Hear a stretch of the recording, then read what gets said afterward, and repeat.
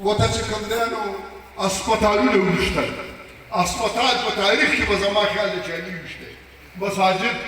مساجد خو پرېږدي د عیسایانو او ګرجې پرې نه کړي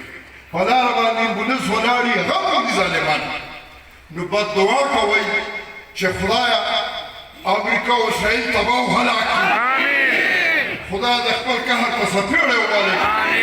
خدای مجاهدین د فلسطین کامیاب کړي الله العالمین خپې مضبوطې کړي خدای ته ورسره امداد وفرمایي زه خبره رانږدې شوې خو ډېر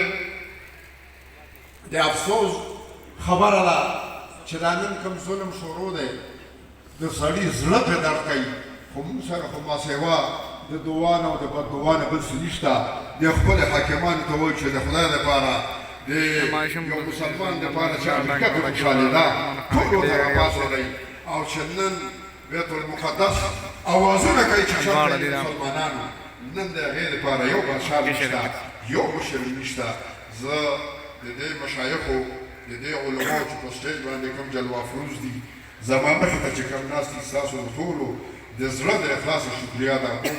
چې الحمدلله دومره په ګڼه د ادا سره تاسو دې مجالسو ته راغلی الله تبارک وتعالی دې زموږ ستاسو دا ناستې دا راتلل په خپل عظیم دربار کې قبول و منظور کړي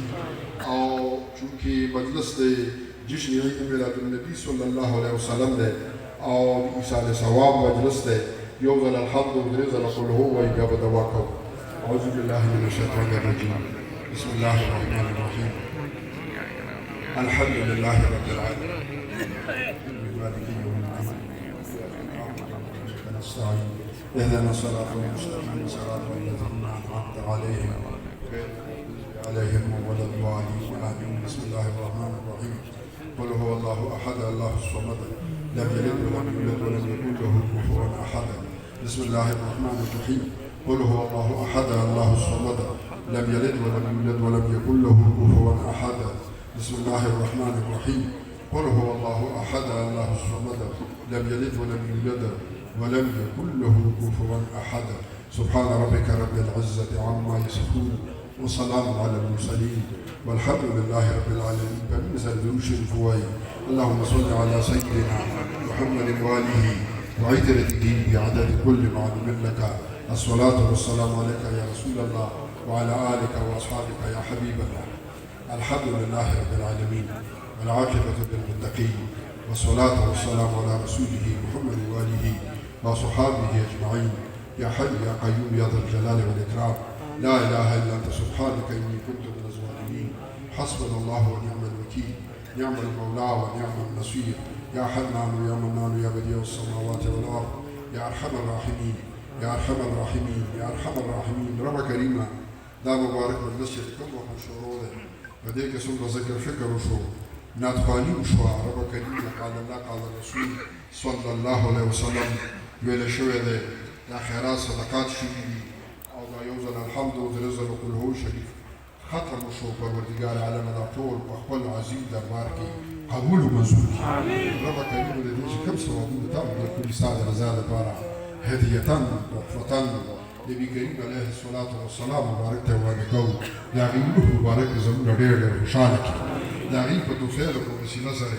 1,000,000 زیات پیغمبران علیهم السلام ته وړاندې کوو د هغې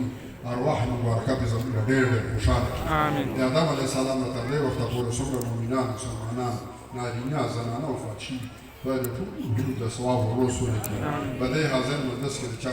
مشران یاران دوستان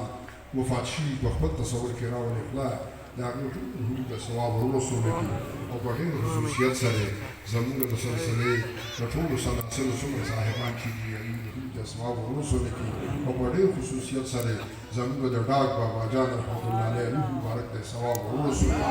د هغوی والدینو د هغوی په خاندان کې د څومره خلک وفات شوي خدای ټولو ته ثواب ورسونه کړي مولانا صاحب ووایي د مدرسې کې ډېر خدمت کړی او جعفر کاري صاحب هغه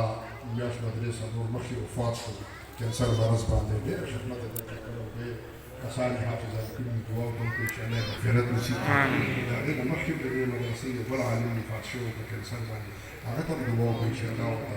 کامل مغفرت نصیب کړي او الله یې قبر د باغچو د جنتونو وګرځوي رب کریمه دا مبارک مجلس ډېر اولیاء بزرګان ډېر پاکان خلک پکې ناست دي. خدای د دې په خاطر سره زموږ د ټولو جوړې د خیر نه کړي. الله العالمین بیماران د اهل اسلام په کورونو کې په دې حاضر مجلس کې الله العالمین چې په کوم ځای کې دي خدای ته ورته شفا ورکړي، د خپلې خولې لاړې دارو ګرځولې کړي. رب کریم چې په کومو کورونو کې په کومو علاقو کې دښمنۍ دي رب کریم په دوستۍ باندې بدل کړي. خدای ډېر خلک به داسې وي چې دې مجلس ته به راغلي ډېرو خلکو ته به یې ویلي چې دعاګانې راته وغواړئ. خدایه ته په هغې باندې عالم چې څه نیمګړی د خپلې غیبي خزانونو پوره کړي. خدایه زموږ به ټول نیمګړی د خپلې غیبي خزانونو پوره کړي. زموږ په ګناهونو دې عفو کړه ورکاږي. خدایه زموږ نه داسې راضي شي چې بیا ناراضه مه شي. الله العالمین د ګرانۍ دور دی، خلک په مشکلاتو کې وي. الله العالمین زموږ ټول مشکلات آسان کړه او زموږ ټول جوړۍ د خیر نه ډکې کړه. الله العالمین په ټولو کورونو کې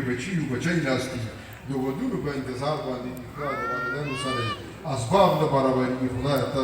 غیبي امداد وفرمایي چې په خپل ژوند باندې والدین د خپلو بچو